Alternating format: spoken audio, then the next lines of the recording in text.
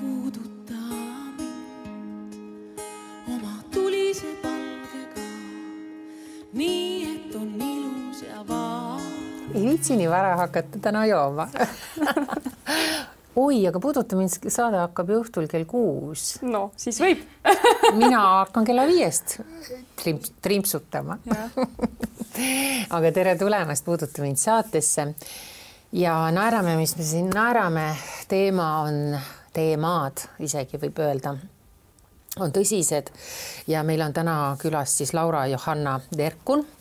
Ja nüüd ma loen ikkagi selle pika litaania ette. Et see on muljetavaldav perekonnaõiguse ja sotsiaaltöö spetsialist, õigusalane nõustaja ja laste heaolu eest kõneleja. Ja ma ei oska kogu selle jutu peale mitte midagi muud teha, kui lihtsalt sügavalt ohata. Sest see on kõik nii keeruline. Ja jube. Ütlen päris ausalt. Ja me ilmselt isegi ei tea, kui jube see päriselt on. Sina tead seda kõige paremini, mis seal suletud uste taga päriselt toimub. Et kuidas, kui sa natukene lihtsalt avaksid, et kuidas see olukord meil siin Eestis täna on? Kas on väga hull? Väga erinev. Et ega meie ette jõuavad ju reeglina need inimesed, kes ongi oma suhetega ühel hetkel kuskil kimpus. Need inimesed, kes suudavad iseenda suhteid ka lahkumineku korral näiteks edukalt ära klaarida, need tavaliselt ju meie abi ei vaja ja meieni ei jõua. Neid on ka ja nende üle mul on väga hea meel. Aga paraku on lõviosa ka neid, kes siiski omavahel suheldud peale lahkuminekut enam ei saa ja ühel või teisel moel siis meie vaate välja satuvad. Ma tahaks kohe võib-olla hüpata sellesse teemasse, et sa räägid hästi palju teadlikust lahkuminekust. Just. Mis see on? Kas üldse on võimalik? Mulle tundub, et kui on juba lahkuminek, siis ikkagi hakkavad need võimuvõitlused ja vaidlused ja lapsed seal keskel kuskil on ja peaasi, et tead, ise oleksid õige on ju. Ja ematäiad tulevad ka kindlasti veel kampa. Et see tehakse nii õudsaks. Noh, tahtmata see hästi tihti niimoodi ka on. Aga kui sa nüüd küsida, mis see teadlik lahkuminek on, siis see oleks just see pool, see ei ole üldse võimatu. See võib-olla tundub seda siin nagu kõnekeeles praegu siin rääkides hästi selline nagu kõrgem pilotaaž võib-olla, aga igal ühel on võimalik korraks peatuda ja mõelda, et kuhu me oleme siis hetkel teel. Et adekvaatselt aru saada sellest, et koos me enam ei jätka, et me edasi jätkame lahus. Ja siis proovida teise lapsevanemaga teha siis sellised kokkuleppeid, mis siis eesmärgipäraselt oleksid ka teostatavad. Et kui mõlemil lapsevanemal ühel hetkel selline teadvus on olemas, et on võimalik minna lahkuga täiesti normaalselt, ilma võimuvõitluseta, aru saades, et ka mis tahes kõige pisem võimuvõitlus tegelikult ei too talle kasu. Ta toob talle kas kahju ja kindlasti toob lapsele kahju. Aga ta ei võida sellest võitlusest, oma tahte pealesurumisest, teise vanema halvustamisest, mitte midagi. Kuule, mina pean siia vahele küsima. Kohe esimene sõna teadlik ja mõistlik lahkuminemine. Sellist asja ei ole olemas. Ei ole ju niimoodi, et me tuleme nüüd täna kokku. Ma olen lugenud selle kohta. Filmisest olen ka näinud. Et tulime nüüd täna laua äärde kokku või kamina ette või õhtusöögilauas ja nüüd ütleme teineteisele viisakalt. Üks pool ütleb, mina ei usu, et 2 inimest lõpetavad korraga suhte. Tegelikult on nii ja naa, et ma võin tuua siia juurde kohe ühe teistsuguse näite, et jälle meesterahvaga ühel hetkel suhtlesin, kes oli siis oma perekondliku kooselu lõpetanud ja ma küsisin ka, et kuidas teil siis see, kuidagi nagu mina ei teadnud, et te lahus juba olete, et kuidas teil siis kujunes. Ja nende lugu oli siis selline, et nad olid mõlemad siis abikaasaga märkanud, et nad elavad koos juba nagu õde ja vend. Eks? Et mõlemad nad elavad koos, toimetavad perekonna nimel, aga nendel nagu ühisosa enam ei ole sellist, mis seksi ei ole, omavahel seoks. Ilmselt ka seda. Ja siis nad otsustasid, nad omavahel jõudsid samale arusaamisele ja otsustasid, et nad ütlevad seda asja lastele koos. Ja kui me vaatame laste seisukohast, siis selline koos lastele rääkimine on neile kõige elutervem. Et siis ma küsisin ka, et lapsed olid teismelised juba kõige ohtlikum iga laste seas, et kuidas siis lapsed reageerisid. Ja ta ütles, et alguses vanem laps siis natukene rahulikumalt, noorem natuke ärevamalt ja nad otsustasid siis selle kaaslasega, et nad elavad veel koos ühise katuse all, kuniks nad tunnevad, et mõlemad lapsed on saavutanud täieliku rahu. Ja nad elasid üksmeeles koos circa 1 aasta veel. See on nagu muinasjutt. Ühel hetkel, aga selliseid lugusid on, neid lihtsalt ei jõua kuidagi nagu need ei paista kuskilt välja, sest need inimesed ei käi ja ei vatra nendest. Just, ja ma loodaks, et neid oleks rohkem, eks ole, kui neid traagilisi lahkuminekuid, mis meil siin nüüd viimasel ajal meedias on ka kajastatud. No mis on traagilistest traagilisem üldse, mida ma olen näinud, aga see on tänu sellele, et need 2 inimest on tuntud inimesed ja see paistab nagu rohkem läbi, aga see on lihtsalt õudne. Aga ikkagi ma ei usu sellesse, ma päriselt ei usu sellesse, et nii normaalsed asjad võivad olla, sest üks pool saab alati haiget rohkem kui teine pool. Mõlemal on kindlasti valus. Ma arvan ka sellel, kes on võib-olla kellegi teise leidnud või kellegi, kes enam ei näe seda sädet on ju suhtes, nagu sa ütlesid, õde-venda on nagu oleksid elaksid koos on ju, aga sul on ikkagi valus, sellepärast eriti kui sa oled, jumal, lapsed suured on ju, tähendab, sa oled 13, 14, 15 aastat koos ju olnud, et see on ka mingi harjumuse jõud ja nii edasi ja nii edasi. No see ei saa olla, et üks pool ei saaks rohkem haiget kui teine. Kindlasti saab just nimelt haiget rohkem see pool, keda siis maha jäetakse, kelle juurde tuldi selle jutuga, et kuule, et see suhe on nüüd läbi tavaliselt, aga see nüüd sõltubki see, kuidas nüüd edasi see elu korraldada, et kui teadlikult ta ise suudab selle aga üks inimene on šokiseisundis. Ja tal ongi vaja läbi elada need etapid. No aga mis sa teed, ta läheb ju hulluks ja selle ajal, kui ta hulluks läheb, oletame, on see mees või naine, ta teeb ju ettearvamatuid liigutusi ja ainuke lõpuks, milleni ta jõuab, on see, et laps on see ainuke relv, millega mängida noad, kahvlid tühja nendest taldrikutest ja raamatutest on ju. Aga siis sa näed, et see ei lähe võib-olla teise poolele korda, aga see laps ongi see vahend ju siis. Aga sa oled šokiseisundis, sa pead ka mõtlema sellele.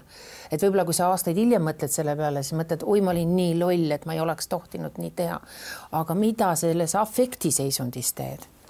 No kui see vanem otsib abi iseendale sellisel juhul, kui ta ise ei suuda iseendaga sinna jõuda, siis igasugune abi on ju ka olemas, et alates igasugustest nõustajatest, terapeutidest, psühholoogidest, absoluutselt pole häbi minna psühholoogi juurdest, aga öelda väga kehvas seisus, kes tõesti on väga kohutava lahutuse läbi elanud inimesed, saavad just nimelt psühholoogidelt ja siis vastavatelt medikamentidelt teinekord võib olla abi ja see ei ole mitte midagi halba, see on just see asi, mis aitab sul vee peal püsida, see tähendab, et sa peadki jääma võtma neid, see näitab lihtsalt seda, et sa tegeled praegu selle olukorraga nii kaua, kuni sa suudad selle iseenda sees läbi mängida ja ühel hetkel oled valmis ka kõik järgi jätma ja ise üksi edasi astuma. Aga mis võiks olla soovitus sellele osapoolele, kes on see rahulik, 2 jalaga maa peal, teadlik, suudab kuidagi olla nagu keskmes selle lahkumineku keskel ja siis see teine seal läheb täitsa hulluks, hakkab laste kaudu kätte maksma, on ju. Et kuidas nüüd see rahulik lapsevanem, mida tema peaks tegema, mida ta saab ette võtta, et oma lapsi võib-olla säästa või kaitsta, sest päris tihti, mis mina olen kuulnud, need lood lähevad ikka väga hulluks, keelatakse lastega suhtlemist, valetatakse, on ju, siis lapse isa või lapse ema kohta vahet pole, on ju, mis kumba pidi see on. Mõlemad pidi neid lugusid on. Et nagu nii karmiks lähevad need asjad, et mida see rahulik lapsevanem teha saaks omalt poolt? See lapsevanem, kes suudab olla rahulik, tema selline stoiline rahulik olek ongi kindlasti kahtlemata väga suur tugi sellele ärevale vanemale siis, eks. Ehk et mida rohkem ta oma rahuliku olekuga pakub sellist nagu tuge talle, et ta ei peaks teda kuidagi ära lükkama tegelikult. Okay. Et isegi on mõnikord hea, kui ta mõistab seda ja saab aru tema olukorrast ja läheb võib-olla isegi appi, kui ta suudab seda, eks, kui suhe lubab seda teha. Et natuke oma egost ikkagi üle astuda ja minna ja olla olemas. Egodes ei ole üldse siin mingisugust mängu, et kui te olete juba lahku läinud, siis selline ego tasandil võitlus on lihtsalt üks ummikseis. No kui teine ikka laamendab ja sõimab ja ma ei tea, mida kõike teeb, siis ikka lähed appi ja oled rahulik või? See oleks ideaalne. Oleks jah. Aga päriselus nii ei ole, sest ma olen näinud, teine pool läheb ka ikkagi hulluks. Aga kui 2 hullu kokku panna, mida me oleme ka siin näinud. Siis ongi see jah, mida me oleme näinud. Just. Aga mis siis teha? Süst mõlemale või? Mõlemad kinni majja, mitte et võetakse laps ära, pannakse kuhugi, eks ole, ajutiselt. Vaata, see variant on, kui mõlemad lapsed on või lapsevanemad on hullud, on ju, siis võetakse laps, pannakse sinna turvalisse kohta. Aga järsku tuleks panna need 2 hullu kuhugi kinni majja ja siis see laps, vanavanemad on tavaliselt toredad, eks ole, või õed, vennad on nagu, et see tugivõrgustik ikkagi on ju toetaks seda. Mida siis teha, kui 2 hullu on vastamisi? Igasugune mõistmine algab eelkõige iseenda mõistmisest, eks. Et ja kui seda kuidagi teha ei taha, siis ongi kogu sellel kooslusel seal väga keeruline kuidagimoodi toimida. Et samamoodi needsamad vanemad tuleks ühel hetkel suunata ikkagi abi saama, et nad suudaksid mõista, et nende omavaheline kaklus mõjutab eelkõige nende enda last ja mitte ainult last ja sellel konkreetsel ajahetkel, vaid ka kogu selle lapse edasist tulevikku ja ka tema, kui tema ühel hetkel suureks saab, milliseid valikuid tema teeb. Ehk et kõik see, mida te teete ja kuidas te kaklete täna oma lapse pärast või vara pärast, see lõppkokkuvõttes viib lihtsalt selleni, et teie enda laps ühel hetkel valib kas kardinaalselt erineva elu endale, eks, või siis absoluutselt samasuguse, et mitte kumbki pole lõppkokkuvõttes hea variant. Aga mis on see kõige hullem asi, mida üks lapsevanem lahkuminekus saab teha, mis võiks tuua kõige katastroofilisemaid tagajärgi lapsele? Mida kindlasti teha ei tohi? Mida kindlasti teha ei tohi ja kindlasti on kõige hästi tavapärased ja õudselt last kahjustavad asjad on need, kus hakkad läbi lapse teisele vanemale näiteks sõnumeid saatma. Eks? Et sa annad lapsele vastutuse nagu, et vii emmele sõnum kohale või? Jah, ütled lapsele, et ütle teisele vanemale, et ta maksaks raha ära või et ütle teisele vanemale, et ostaks sulle normaalsed riided lõpuks selga. Või siis, et hakkab manipuleerima selle lapsega, eks, lapse kaudu, et sa ei näe last juhul kui või et räägib lapsele hästi halvasti teisest vanemast, et see vanem ei kõlba ju kuhugile, et vaata, mis ta sulle tegi, kuidas ta seda tegi ja nii edasi. Et need on kõik need asjad, kus laps vaatab, et oota, aga ta on ju minu vanem. Et kui ta on minu vanem, kuidas ta siis ühel hetkel halb on, siiamaani oli hea, kõik oli tore ja ühel hetkel siis ta muutub nii halvaks ja ohtlikuks ja mida rohkem, oletame, et üks vanem elab siis lapsega rohkem koos ja teine kohtub temaga harva, mida rohkem see koos elav vanem nii-öelda piltlikult siis mürgitab seda last, seda rohkem hakkab ühel hetkel laps kartma sinna teise vanema juurde minna. Ja ühel hetkel ma olen näinud ka selliseid juhtumeid, kus laps hakkab minema teise vanema juurde, kõik on kokku lepitud ja lähevad juba uksest sisuliselt välja, et laps on nii valmis juba minema ja laps küsib, et ukse peal, et ühe vanema käest siis, et kas on ikka turvaline, et kas ta on nüüd muutunud ja selle asemel, et siis julgustada seda last, et jaa, et mine muidugi, et sul on oluline see suhe teise vanemaga ja et kindlasti mine, siis see vanem vastab lapsele, et aga ma ei tea. Ja mis signaali see lapsele annab, eks. Ja tegelikult isegi päriselt ei pruugi see teine vanem nagu paha olla, on ju lihtsalt see, kellega ta rohkem koos elab, see laps, et siis see laps. Jah, sellise käitumise taga on ka tavaliselt hirm, viha, kättemaksutahe, solvumine, kannustatus. Aga kõik need olukorrad on ju täiesti erinevad, iga üksik juhtum on totaalselt erinev. Oletame, et ikkagi see teine vanem, ükskõik on see naine või mees, ärme lähe nüüd nii konkreetseks. Ta võib olla natukene kehvem selles mõttes, et kui me olime koos näiteks, ta ei pööranud lapsele nii palju tähelepanu, tal oli karjäär tähtsam, ta oli kurjem, ta võib-olla isegi sakutas natukene või jõi ja oli vägivaldne perekonnas üleüldse. Ja nüüd me läksime lahku ja ikkagi nõutakse, et ei, teil on 50-50 õigus, aga tegelikult me isegi suudaks võib-olla tõestada, et üks pool on ikkagi, näiteks alkohoolik, naine võib täielikult vabalt ka alkohoolik olla ja hoolimatu ja ükskõikne on ju ja nii edasi. Kus sealt läheb ju käima tohutu kadalipp ju. Me peame hakkama seda tõestama. Kogu see virvarr, mis hakkab toimuma, kõik see laps on selle aja, selle keskel, kiireid lahendusi ei ole olemas. Ja ikkagi nõutakse, et sa pead olema siin 50 ja seal 50 ja mitte midagi kahjuks ei ole teha. Seadus on selline. Kurat, mul vahel on selline tunne, et see seadus oleks nagu pime. Tõestama pead sa hakkama sellisel juhul, kui sa oled jõudnud juba kohtusse, eks, aga sinna, et sa kohtusse jõuad, on ju veel tegelikult hulk asju, mida on võimalik teha, et see enne kohtusse jõudmist kuidagimoodi kohtusse ei jõuaks. Et üks asi on perelepitus näiteks, et seda viljeletakse meil siis täiesti tasuta vabariigi panustamisel, kui siis on ka olemas eralepitus, kui see vabariigi poolt pakutav lepitus siis kuidagi nagu ei päde mingil põhjusel või lihtsalt luhtub. Ja on võimalik minna eralepitusse ja lepituses käiakse läbi just kõik need samad teemad, mis sa praegu samamoodi ette lugesid. Ja kui me nüüd vaatame sellest, et kuidas sellel lapsel peaks hea olema, siis kui üks vanem on olnud kogu aeg tööl, nagu sa ütlesid, on olnud kuri, karm, joob no ta ei tee kõiki asju korraga. Teda ei ole võib-olla ka olemas olnud, et no okei, no mingid nendest asjadest, siis seal hakkabki mängima rolli ühel hetkel see, et milline kiindumussuhe sellel lapsel selle vanemaga on tekkinud.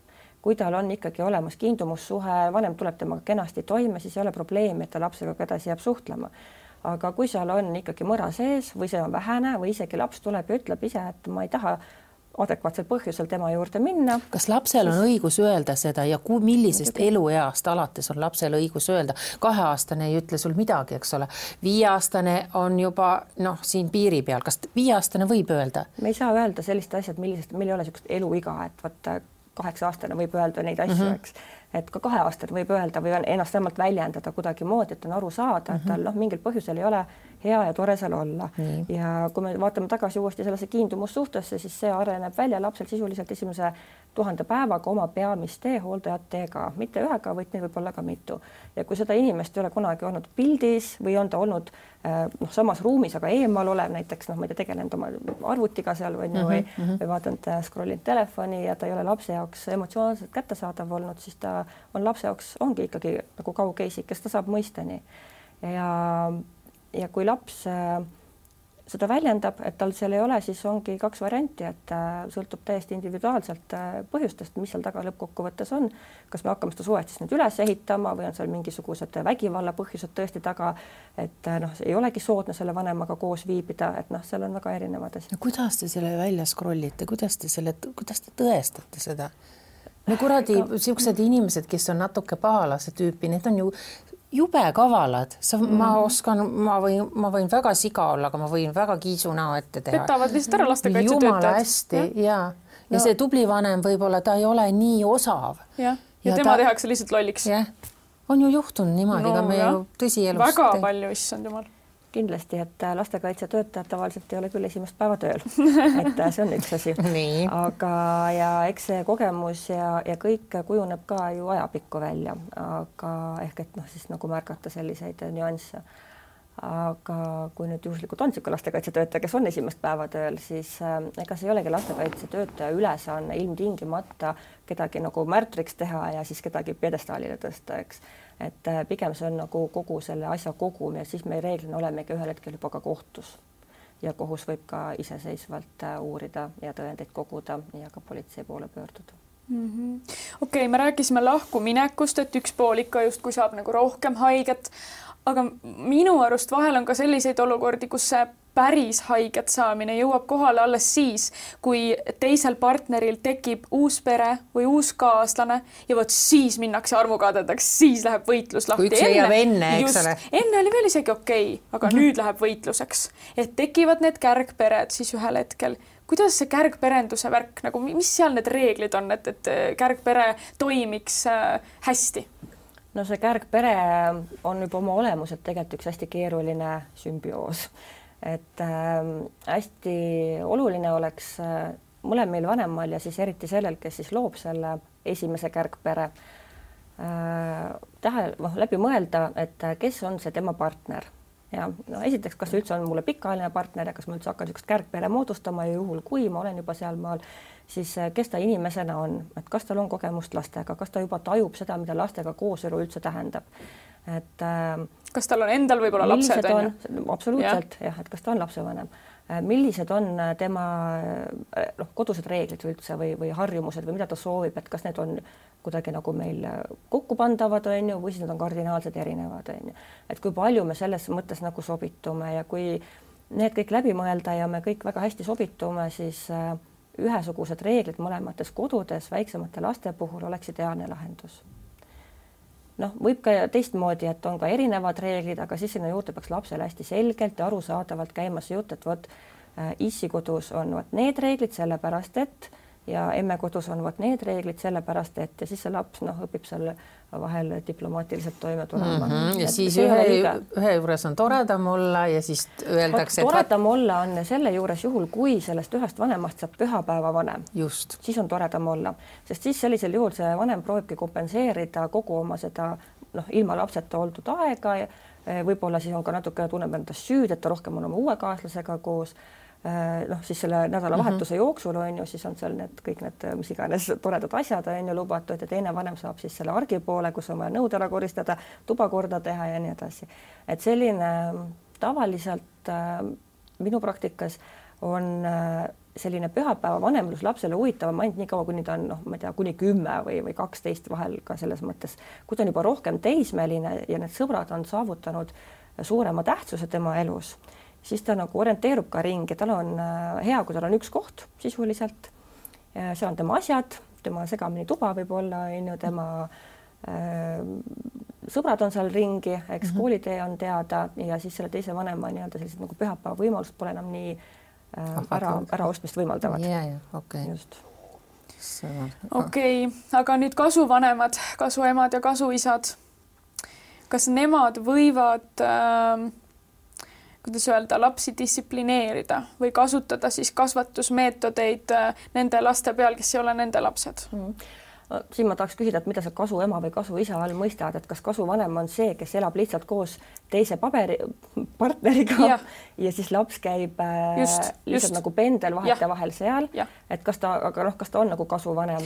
Ma mõtlen tegelikult nagu mõlemat pidi, et oletame, et lapsed elavad muidu ema juures, aga emal on ka uus kaaslane, aga käivad isa juures, isal on ka uus kaaslane, et need mõlemad uued kaaslased, kas nemad võivad nagu neid hooldusõiguslikke, ma ei tea, mingeid käike nagu lapse peal hooldusõigust neil ei ole, aga et kas nad võivad, see on ühest küljest kokkuleppe küsimus ja kindlasti on see selline koht, kus tuleks sellesse kokkuleppesse kaasata ka laps.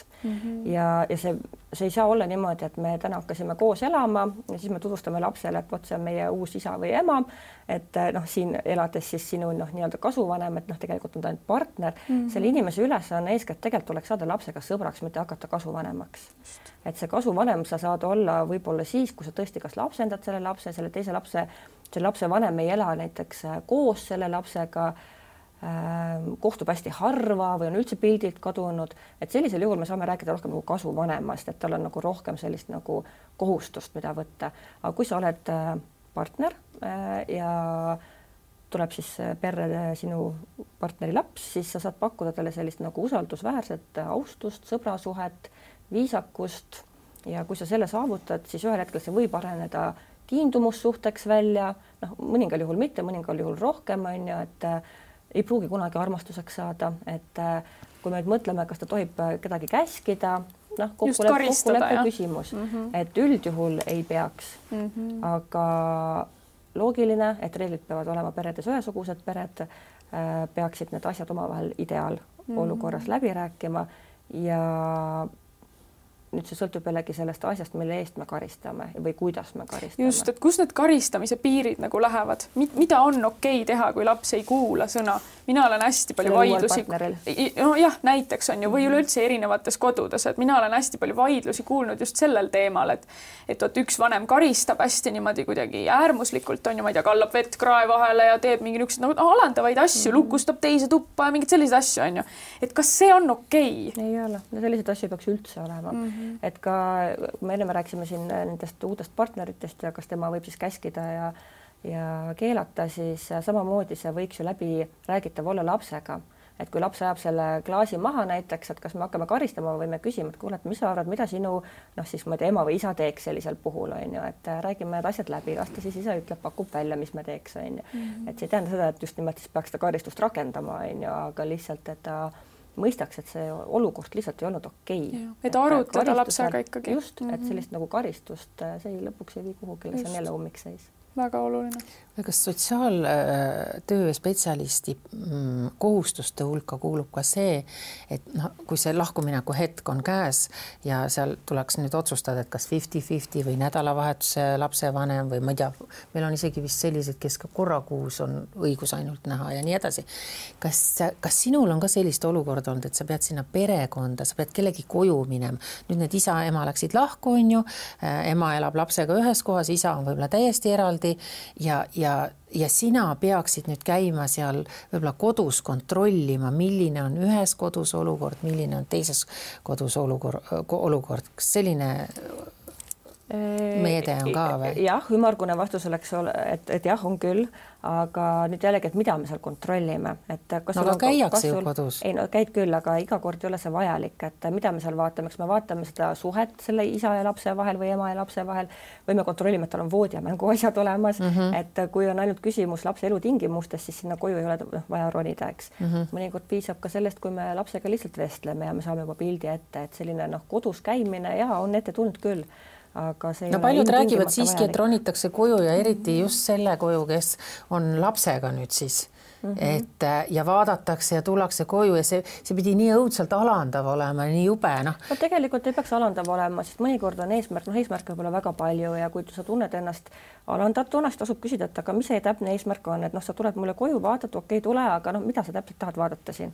No kas sul on puhas, kas sul on külmkapis süüa, ma ei tea, kas külmkapi tohib minna ninapidi, on ju? Puhtuse tase on ju väga erinev, et see, mis minu jaoks on puhas, sinu jaoks võib olla kole must. Et neid asju päris selliselt hinnata ei saa. Jah, kui sul on seal vorstid, banaanikoored ja kõik on põrandal, siis see annab oma pildi ja seda sa võid siis ka kirjeldada. No ja sa näed ära ka, kas inimene on alkohoolik, eks ole, et kas tal on seal võib-olla, mis seal kodus toimub. Nüansid. Aga mida ei peaks üldse kartma, on see, et vahetevahel tullakse koju ka lihtsalt selleks, et lapsel on iseenda keskkonnas, kui on ta väike laps, sinuga palju parem vestelda. Sa lähed tema tuppa, kükitad maha, ta näitab sulle oma mänguasju, sa vestled temaga, räägid mõned küsimused ja sa saad lapse palju paremini koostööle ja rääkima. Või et ta kutsuda kuhugi, eks? Või et kutsuda kuhugi ametniku kontorisse, laua taha, siis ta istub seal, veidi endasse tõmbunud, ei tea, mis ta tegema peab. Et et selline ei tasu karta neid asju, tasub lihtsalt samamoodi küsida ja rääkida. Ja paljud on öelnud ka seda, ma olen nüüd ikkagi kokku puutunud inimestega, kes on kõik selle kadalipu läbi teinud. Tuleb sotsiaaltöötaja koju ja hakkab järsku rääkima ka seda, et kuulge, püüdke ikka omavahel ära leppida ja kõik. Ja siis see inimene, nad on lahku läinud, sa näed, et nad elavad erinevates kohtades, nendel on juba kohtu case ka üleval. Siis ära hakka rääkima mulle, et üritage, see tundub ka jällegi mis, tahaks, ma saan aru, see inimene tahaks karjuda, mis see sinu asi on, me oleme juba lahus, ma tahan eralda, ma ei suuda. Ja siis ta hoiab ennast vaikselt tagasi, ütleb, ma ei tohi öelda midagi ebaviisakat, ma pean säilitama rahu, võtab sanaksiga veel enne igaks juhuks sisse, on ju. Et mida oled sina, võõras inimene, sotsiaaltöötaja või mitte, mulle ütlema, kas ma peaksin selle suhte kuidagi ikkagi proovima need tükikesed kokku korjata. Et see on täiesti üleliigne, et nad, ma ei ole mitte ühe korra seda kuulnud, vaid mitmeid kordi. Et see ajab täiesti kettasse muidugi inimesed ja nagu inimesed on väitnud, siis tihtipeale sotsiaaltöötajad, nad justkui oleks natukene, ma ütlen nüüd hästi pehmelt, natukene ebapädevad. Nad ajavad täiesti sooja juttu suust välja. Selle jaoks on perekonna nõustaja. Kui ma tahan oma suhte ära klattida, siis me lähme nõustaja juurde või lähmegi psühholoogi juurde või kuhu iganes läheme. Ära sina, kes sa tulid nüüd korraks astusid läbi, vaatasid, et enam-vähem kõik oleks korras, ära sina hakka rääkima mulle, et püüdke nüüd kuidagi ikkagi omavahel need asjad klappima saada. Jah, et sinna paari suhte vahele. Jah, ära nüüd veel hakka siis seda haavale seda, sest sa ju ei tea tausta. See ei peakski olema kuidagi sellise omavalitsuse esindaja koht seal vahel, et ma olen sellega nõus. Aga mida tihti öeldakse, et nad on ebapädevad, meil on siit viimastest artiklitest ju ka välja tulnud, et lõpuks jõutakse, et väga paljud sotsiaaltöötajad ikkagi ebapädevad just, nad on oleks kuskil teises universumist tuleks või teisest maailmast. Nad ei taba ära, mis seal parasjagu käimas on. Mis haridusega inimesed üldse sinna suunatakse? Haridusega inimesed, kõikidel peab olema siiski magister sotsiaalteadustes, aga paraku ma ei suuda ja ei oska ka rääkida kuidagi nendest kogemustest, mida sa just esile tõid, et ma ei ole neid ise kuulnud sellisel moel. Eks inimesi on erinevaid omaenda võib-olla kogemustega neid asju lahendamas teinekord ja võib-olla vahel ongi raske teha sellist vahet, et mis on see minu tunnetus läbi minu elu olnud ja mis on võib-olla kellegi teine kogemus üldse, aga oleme jõudnud ühte kohta ja võib-olla siis vahetevahel inimesed võib-olla eksivad selles, et nad annavad võib-olla enda kogemuse baasilt lihtsalt mingit nõu, mida nad tegelikult võiksid mitte teha. Et ma ei oska seda kuidagi rohkemalt küll kommenteerida, aga ma arvan, et kui selle sotsiaaltöötaja, kes on koju tulnud, eesmärk on siis ikkagi lapsega kohtumine või vanemaga vestlus, siis võiks sinna piiridesse jääda. no kui ma teravalt ikkagi vastan ja ütlen, et palun jääge oma piiridesse, siis ma võin ju selle panna, see on risk, et ta läheb ja kirjutab sinna ettekandest, see on ju inimlik, kirjutab natukene pisut negatiivs, see on väga närviline naisterahvas, käitub nii ja noh. Ei, no, aga võib ju ka lihtsalt vastata, et ei, et ära leppimist siit ei tule, et jah, lepitus üleüldine, eks, et kuidas me hakkame üldse oma ülejäänud elu korraldama ja laste küsimustes koostööd tegema, see on omal kohal. See ei tähenda ju ära leppimist, aga kui niimoodi peale surutakse kohe teise poolega nagu päriselt ära leppimist ja taas nagu pere edasipidamist, siis saabki öelda, et see ei ole kindlasti variant, mis täna laual on ja siinkohal võikski see. Ja lähme siit edasi nagu, eks ole. Et üritada jääda ikkagi viisakas. Ei, sanaks tuleb ikka keele alla panna. Midagi ei aita, sinne närvid lähevad inimest. Sest päriselt, isegi mina kõrvalseisjana nagu kuulates neid lugusid, ma lähen täiesti kettasse. Loomulikult ma võtan alati selle poole, kes on mulle lähev, kas siis sõber või sõbranna või kes räägib. Igaüks räägib ju oma mätta otsast, aga tantsitakse ikkagi seda tantsu ju kahekesi. No, siin ongi nendel sõbrannadel ja sõpradel ja muudel nõuandjatel, kes teile satuvad, hästi oluline mõista ka, et samamoodi ei tohiks kindlasti kaasa jaatada kõike, isegi kui sa mõistad teinekord, et ta on valel teel, et isegi kui sa oled sõbranna, siis sõbrannana sinu ülesanne peakski olema tegelikult natuke nagu maa peale tuua või tagasi tõmmata, öelda, et kuule, et võib-olla see ei ole kõige õigem mõte, mis sa praegu teed. Et kui nad lihtsalt kaasa jaatavad ja siunavad seda teist veel õhutavad jah ja mine jah ja nii edasi, eks siis ta saab sealt ju hoogu juurde ja läheb ja teebki, et ega inimesed oma emotsioonides ei kipu liiga palju läbi analüüsima oma tegusid. Et alati ikkagi peaks mõistma seda, aga need lapsevanemad ise, et teisel poolel on oma vaade ja oma lugu ja oma emotsioonid seal taustal, et kuidas me saame nüüd nagu mõista, on ju, isegi kui see on nii raske. Aga tuleks korra veel selle kärgperenduse juurde tagasi, et mis on minu arust järgmine raskusaste, et kui on nüüd see uus partner tulnud, olgu võib-olla tal on oma lapsed, nii siis nagu kahe pere lapsed on kuidagi koos ja nüüd tulevad veel ühised lapsed. Ja siis hakkab mingisugune eelistamine. Ühed eelistavad ühtesid lapsi, on ju, teine eelistab oma lapsi ja siis on mingi ja ma olen veel niisugust juttu kuulnud, et neid eelmisest suhtest lapsi, need lükatakse täiesti kõrvale. Nemad on nagu tuhkatriinud seal kodus, kes peavad siis nende väiksemate eest vastutama, hoidma, kõike tegema ja need väiksemad on siis üles tõstetud ja kõik on neile lubatud. Kuidas seda tasakaalu hoida, et sellist asja ei tekiks? Jah, nüüd ma alustan sellest viimasest väitest, et seda juhtub ka tavalises perekonnas, mitte ilmtingimata kärgperes, kus on lihtsalt rohkem lapsi, siis vanemad lapsed pannakse justkui tööle nende väiksemate hüvanguks. Et nemad ei peaks olema lapsevanemad, kui nad ise on veel lapsed, esiteks. Ükskõik siis, milline see pere mudel on. Aga nüüd, kui me hakkame seda kärgpere looma, siis samamoodi selline teadlik lähenemine on hästi oluline. Korraks uuesti iseendaga maha istuda kõigepealt ja läbi mõelda, et kui nüüd see kaaslane on juba tutvustatud lapsele ja nad on saanud võib-olla niisuguse sõbrasuhte endale, et nüüd see teine kaaslane toob oma lapse äkki ka sinna samma kohta, et nad ei pea sõbraks saama, aga nad peavad üksteist austama. Ehk et kõige esimene asi, mida me peaks lastele õpetama, on sellised väärtuskasvatus, et me austame teineteist, me ei tee ilma küsimata, emmale kummale ei võta tema asju, on ju, me ei tee mingisuguseid, me ei narri üksteist ja nii edasi, me ei kiusa üksteist, ei löö, et sellised hästi nagu lihtsad asjad, aga kui me need asjad kõik oma peres läbi räägime rahulikult, et te võite koos mängida, aga ei pea, nad vaikselt hakkavad ju samamoodi kokku kasvama ja siis, kui nad on suured ja juba pesast välja lendavad, siis nende enda valik, kas nad jäävad suhtlema või ei jää suhtlema. Ja kui tuleb siis paaril nüüd uus laps, omavaheline laps, siis lastele peab samamoodi mõlemile siis andma aega selle mõttega harjuda. Mitte niimoodi, et siin on nüüd üks väike uus laps ja temaga ei tohi teha seda, on ju, ja sina oled ära lükatud. Et mida rohkem lapsi sinna perre tuleb, seda rohkem need lapsed, kes on vanemad või siis kuskilt eelmistest suhetest kaasa tulnud, vajavad seda rohkem selle vanema tähelepanu ja üks-ühele aega. Aga ressurssi ju ei jätku.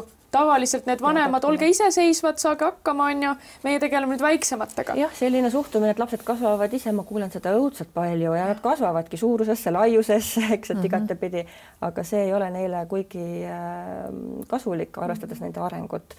Et kui sa ikkagi soovid oma lapse tuleviku heaks midagi teha ja head, siis märka teda, asi ei ole kvantiteedis, vaid kvaliteedis, et sul võib olla ka see 10 minutit imehead mõnusat vestlust, naeru, mingi õhtune lauamäng, noh, mis iganes keegi suudab välja mõelda. Kas või, et voodi ääres istud, paned ta magama, teed pai, on ju ka tähelepanu. Rutiinid, absoluutselt, et sul on nagu iga lapse jaoks ikkagi see väikene aeg ja siinkohal tasubki mõelda, et ega see kärgperendus ei olegi midagi ülilihtsat.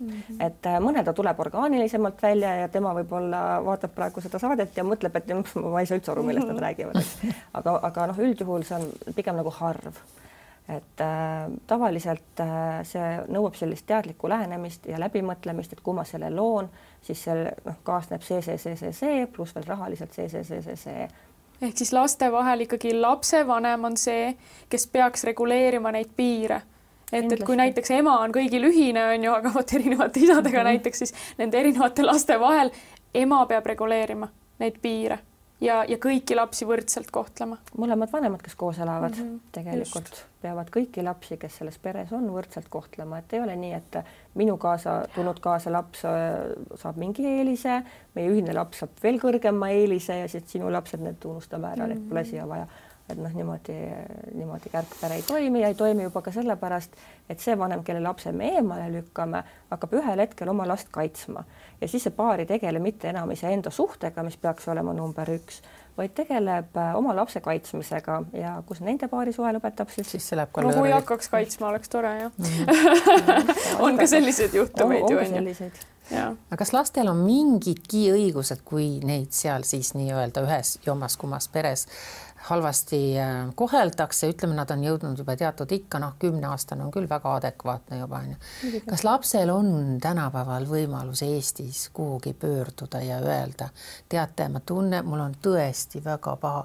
Ilma, nad ju ei julge, nad mõtlevad, ma ei saa ei emale rääkida, ma ei saa isale rääkida, võib-olla vanaemale saan rääkida, eks ole, sõbrannale saan rääkida, sõbranna vanematele isegi, aga kas on see võimalus ka, et ta lihtsalt valib mingisuguse numbri või pöördub kuhugi ja ütleb, ma lihtsalt ei tea, mida teha, ma tunnen ennast väga-väga halvasti.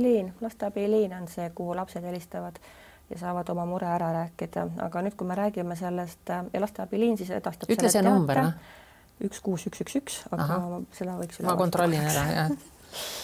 Ja siis kui see lapsevanem, kui see lapsel on see mure mingisugune, siis tegelikult ja lapsevanem saab sellest teada, kas või siis läbi sõprade ja vanemate, siis see sõltub selle mure sisust. Kui see mure sisu on selline, et ta ei saa läbi näiteks oma ema kumma vanema uue kaaslasega, see ma ei tea, kiusab teda näiteks, siis on selle lapse vanema asi see ka ära lahendada ja mitte niimoodi, et nad hakkavad seda kuidagi lapsega otseselt rääkima või õpetama ära siis sa mõtlesid välja ju, see ei ole tõsi ju. Välja just täpselt või siis, et kuidagi nagu bioloogilised vanemad omavahel, vaid just peaks rääkima, arutama siis ka selle teise vanemaga, et kuule, et minu laps väljendab endast seda, et mida me saame siin teha.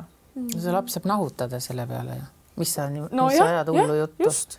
Minu arust see on tavaline. Et ma just mõtlen, et kui tõesti on häda olukord, et sa saaksid täiesti neutraalsele inimesele rääkida, et kas siis päriselt tuldaks ka appi? Tuldaks ikka, lasteabiliin siis kuulab selle mure ära ja edastab selle siis lapse elukoha järgsele omavalitsusele. Omavalitsusest jõuab see siis lastekaitsetöötajani, lastekaitsetöötaja siis vastavalt teate sisule, mis seal täpselt kirjas oli, asub tööle. Aga tänapäeval või üleüldse ma mõtlen ka koolis olemist või õppimist ja sa oled ju suurem osa päevast ka koolis. Minu meelest õpetajad näevad, sa õpetajana näed, et selles peres vist ei ole kõik asjad hästi. Sa näed juba õpitulemuste kaudu, on ju, lapse käitumise kaudu ja nii edasi.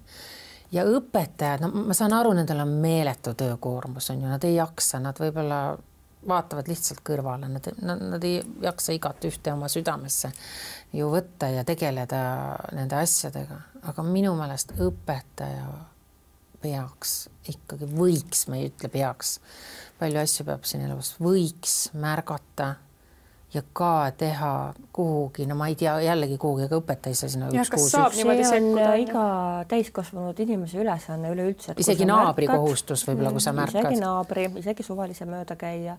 Kohustus, kui sa näed last, kes vajab abi, siis sellest teada anda. See on absoluutselt seadusest tulenev kohustus. See on küll väga hea praegu teada, et kõik võivad anda teada, kui nad midagi näevad. Võivad isegi peavad. Just. aga nüüd, kui me räägime kooli kontekstis, siis esiteks mina paluksin küll peredel, kellel on raske lahkuminek, noh, ongi emotsionaalne, raske, keeruline, olnud selja taga siis või siis ootama sees, siis sellest võib täiesti julgelt rääkida, muidugi siis 4 silma all, et ei pea sinna kolleegiumi kohale kutsuma, aga kas lasteaia kasvatajaga või õpetajaga, kooli sotsiaalpedagoogiga, koolipsühholoogiga, et kool oleks sellest teemast teadlik, sest see laps tahes-tahtmata väljendab ju ennast koolis või lasteaias. Mõni laps läheb hästi kinniseks, mõni hakkab ülihästi õppima, pühendab kogu oma tegevuse ainult kontsentreerumisele. Mõni vastupidi lõpetab üldse ära igasuguse õppimise, hakkab ulakusi tegema, mõni hakkab lõikuma ennast paraku, mõni jätab söömise järgi. No neid selles mõttes absoluutselt, need on väga-väga palju asju, mida siis lapsed võivad teha. Kui kool ei tea seda taustainfot, noh siis see laps tundub ju võib-olla paha, ulakas, laisk on ju, ja siis see laps saab veel koolis ka pahandada. Tõrjutakse seal ka ära. Et seda, et ta leiaks seal koolis ka tuge, siis noh, rääkige, see ei ole häbiasi iseenesest, et seda võib-olla ei ole meeldiv teha, aga ärge kartke rääkida, usaldage oma lapse klassijuhatajat ja rääkige need teemad lahti, siis suudavad nemad ka omalt poolt abi pakkuda, võib-olla öeldagi, et kuna täna lapsel oli ärevam, kas teil oli kodus midagi ja siis see vanem teab, ta tuli täna teise vanema juurest, ei tea, siis noh, võib-olla vaadata, mis juhtus. Selline avatud suhtlus ikkagi ülioluline. Absoluutselt. See on kui keeruliseks. Mõelge nüüd inimesed alati ette, enne kui te esiteks üldse koos hakkate elama. Hakkate lapsi tegema ja olete veel eriti noored, siis lähete lahku nagunii. See on selge. Nagunii võib-olla mitte, aga mina olen küll mõelnud muideks seda, et koolides, ütleme seal 8. klassist alates, võib-olla isegi mitte 1 või 2 korda aastas, võiks olla selline, noh, ma ei tea, kas infotunni vormis või kuidas seda üles ehitada, aga et selline teadvusnessi viia, et kui sa hakkate partnerit valima, eks, et noh, see meeldivus, kõik see käimine, esimesed sellised suhted, need on kõik väga toredad, aga kui sa hakkad päris eluks omal partnerit valima, et natukene vaadata sinna partneri taha, et mõista, kes ta on, mis tema lapsepõlves oli, noh, te ju räägite, õpite ju tundma üksteist, mis seal juhtus, millised olid tema vanemate suhted, kust ta üldse pärit on, linnast, maalt, teiselt maalt on ju, et tema väärtused. Teha taustauuring. Ei, absoluutselt, aga mitte nagu selle halvas toonis, vaid just nagu üliheas mõttes, siis sa oskad arvestada ja teada ka nagu sellised ka väärtused on, et kui tema ei taha ühtesi asju, kas sina tahad, siis ilmselgelt ühel hetkel lähete lahku, et kas on siis mõtet näiteks asja nii kaugele üldse ajada, et ühel hetkel lapse saate. Et korraks nendele tunnetele paus panna, seda keeruline on öelda, kui sa oled täitsa sassis. No vot, aga see ongi see, et sa korraks istud maha ja proovid hästi kainelt mõelda, et kuhu meie suhe edasi läheks, kui tema ja tema nii-öelda pagas või ajalugu on vot selline. Aga minu soovitus oleks selline, nüüd doktor Saagin võtab et avoiditakse või noh, alguses võib-olla ei taheta sinna teise pere juurde minna, noh, külla või kokku saada siis oma väljavalitu siis vanematega või siis perekonnaga või õdede-vendadega.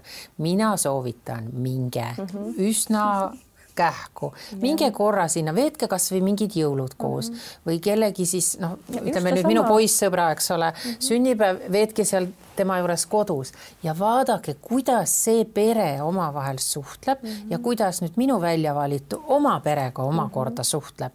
Sa närid need mustrid jube kiiresti läbi. Alguses muidugi kõik on väga ilusad ja korralikud ja toredad, see on ka selge. Et see tähendab siis seda, et esimesest külaskäigust ei piisa. Veetke ka mingid suvel, mingi väike aeg, grillipidu koos. Vaadake, kui tema vanemad napsutavad näiteks, milliseks nad siis muutuvad. Kas seal on mingid vägivallailminguid on ju. Ja alati ma mõtlen seda, et ma vaatan, kuidas teine pool käitub oma emaga, oma ema ja isaga. See on ülioluline, sest ta tuleb käituma, võib eeldada, see ei ole 100%, aga seal võib mingi muster korduda. Absoluutselt. Et see on nagu, et seda ei tasuks nagu peljata, et võib-olla alguses ei viitsita nende teise ämmade äiede, noh, võib-olla tulevaste ämmade äiedega kokku saada, aga see oleks soovituslik ja minna ka reisile koos ja vaadata, kuidas sinu kaaslane käitub mingites väga ekstreemsetes või ärevates olukordades, et kas tal siis jookseb pilt kokku või ta on hoopis selline. No ühesõnaga, seal on neid nippe, on tuhandeid, tõepoolest sul on väga hea ettepanek, sellest võiks koolis rääkida, selleks ei pea eraldi tundi tegema, korra 2 aastas kutsuda mingi vastava ala spetsialist Võimalikult nooruslik, et ei oleks mingi vana mutt ei tuleks seletama, keda ma ei usu, on ju.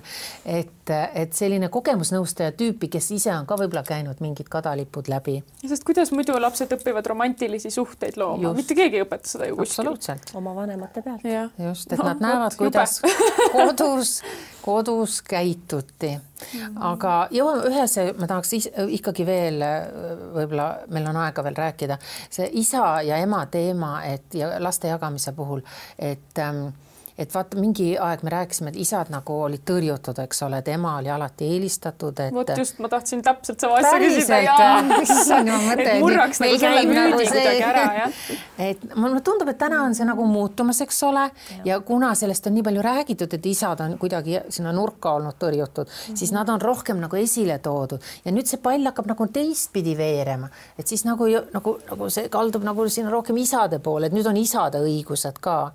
Naised on väga pissed off sellest muuseas, sellepärast, et isad on alati pahad, pahemad kui emad. No vot, see ei tohikski nii olla, et mõlemad vanemad ju ei ole pahad. No esiteks jah, eeldusel, et nad siis ei ole mingisuguse psühholoogilise kõrvalekaldega, eks.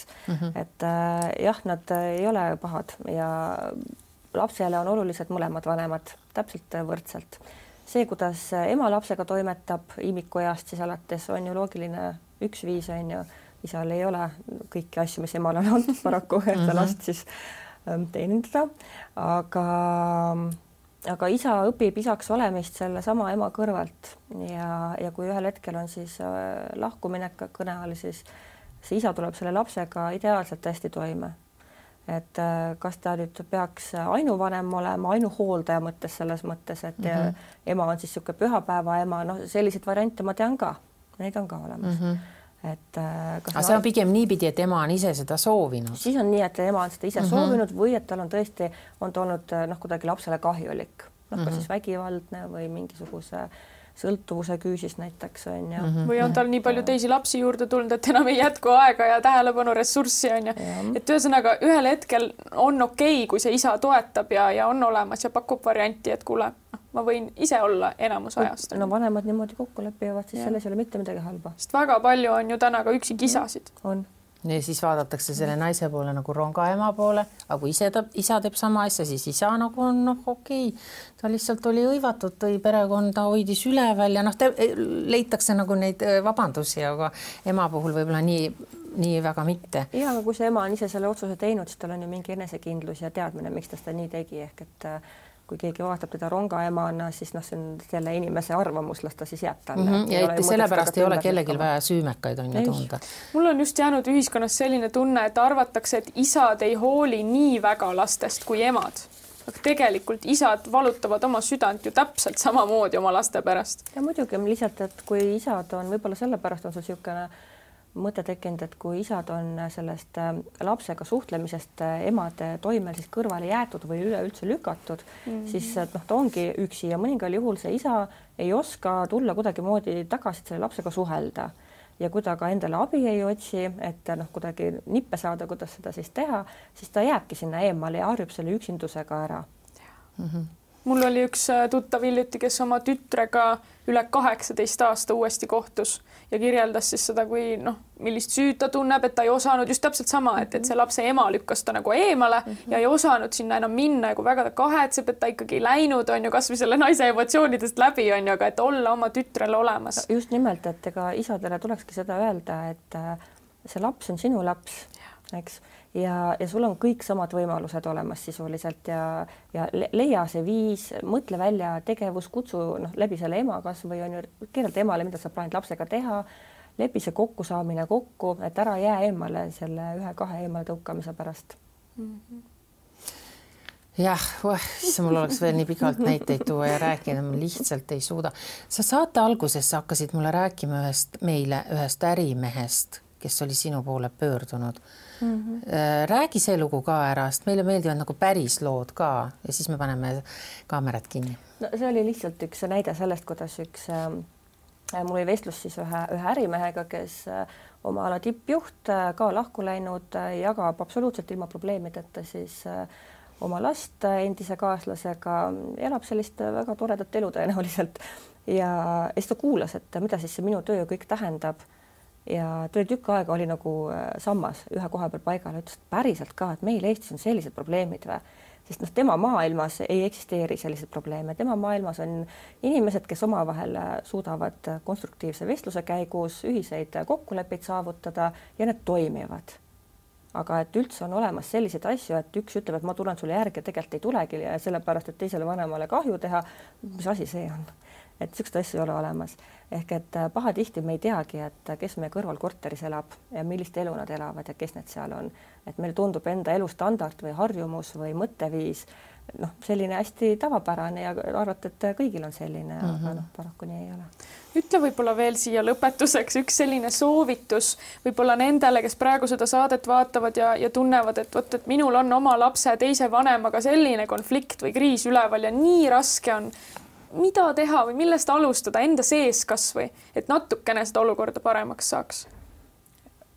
Just sama lause ütleks, et kõik algab iseenda mõistmisest, et kui me suudame ohjeldada iseenda tundeid ja selle oma ego ja vihatunde korraks hetkeks kõrvale panna, et sellega võib tegeleda siis ideaalis paarina koos, ekspartnerid, kui teine ei taha tulla, tegele üksi erinevate spetsialistide juures, siis kus sa leiad selle kõige parema mõistmise.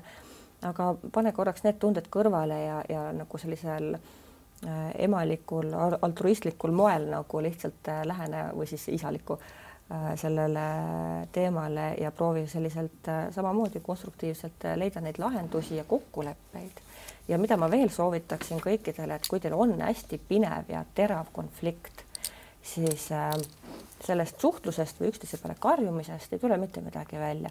Kõige parem oleks see, et panete kirja kõik oma soovid või nägemuse, kuidas me hakkame edasi siis, kas või näiteks last jagama, vara jagama, mis iganes teemad üleval on. Ja pange kirja, siis võtke sealt kõik emotsioonid maha ja pange hästi selline, kas või lühilausetega, kui muud moodi ei oska, saatke meil ja oodake seda meiliga tagasi.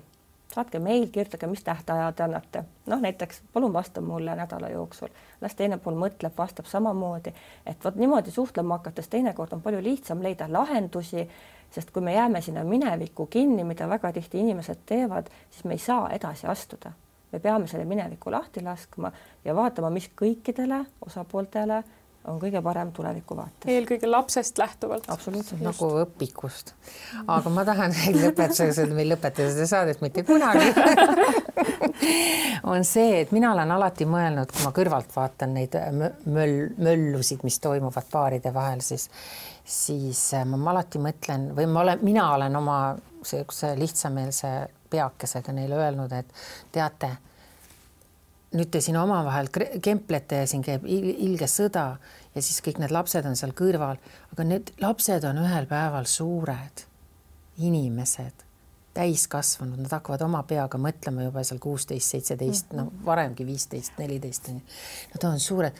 Kuidas te neile otsa vaatate, kui nad on täiemõistuslikud inimesed ja nad ju mäletavad kõike, kogu seda tramburaid, mida nad on kõrvalt näinud?